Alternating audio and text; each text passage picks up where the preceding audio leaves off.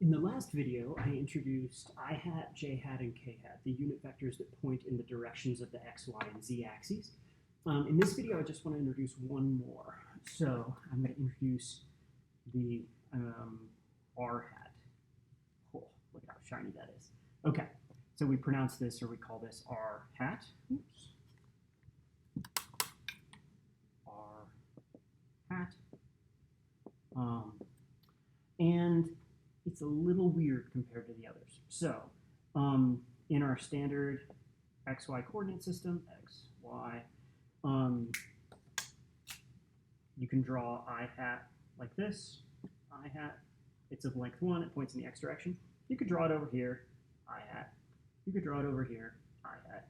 Those are all I hats. They're, as long as I drew them all as length 1, they're all I hats. You could draw the j hats anywhere similarly.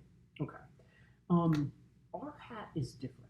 So R hat is the vector that is of unit length that points in the same direction as the radial direction, that outward from the origin direction that you're used to from polar coordinates. So, of course, our origin is here, and so the radial vector to a point, for example, is the vector that starts at the origin and goes out to that point. This is also called a position vector, but in this case we're using the language of polar coordinates, and so this would be called like the radial direction. So this would be like a radius vector r, not r hat. Notice this is really important. I put the regular vector symbol.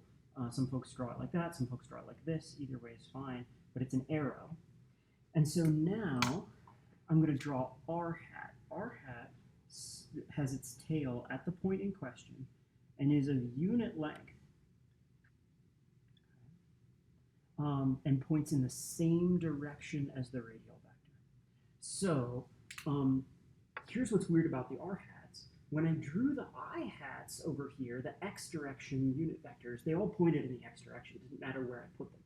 But as you can see here, if I pick a new point, over there, for example, r hat is always going to point away from the origin. It's always going to be at unit length, and it's always going to point away from the origin. Points away from origin. And of course, it is of unit length. That's what all the hats have unit length. This is the only one I'm going to define right now that is beyond the I hat, j hat, k hat. There are some others that may be useful later, but I want to just focus in specifically on r hat. When is r hat useful?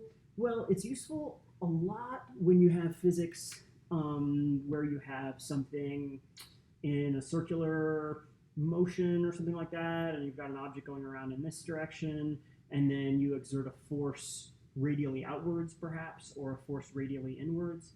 Then this force would be in the r hat direction. This force over here, if the object were over here, and this was my origin, if the object is over here, that would be in the negative r hat direction. So again, I'm imagining putting a coordinate system down. But that's just the sort of very vague and general motivation for why you might need r hat. The core thing is what I've written here. The r hat always points away from the origin and is of unit length. That's all you need to know about r hat for now.